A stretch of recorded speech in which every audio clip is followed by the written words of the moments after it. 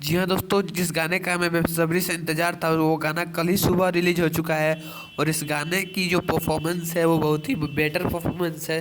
इसमें आपको देसी लुक देखने को मिल जाता है कि किस तरह से एक फार्मर जो है, एक किसान जो है गेहूं की कटनी कर रहा है। पवन सिंह उसी लुक में आपको नजर आएंगे और काफ़ी तगड़ा गाना बनाया गया है।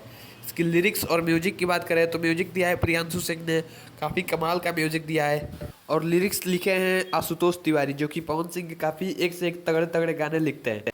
और इस गाने को गाया गया है पवन सिंह और शिवानी सिंह के द्वारा।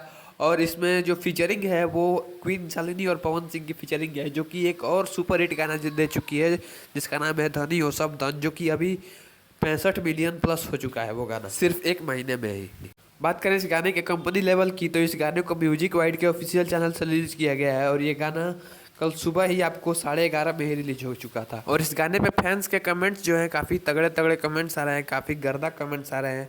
तो आपको ये गाना कैसा लगा कमेंट सेक्शन में जरूर लिखें, मुझे तो बहुत पसंद आया।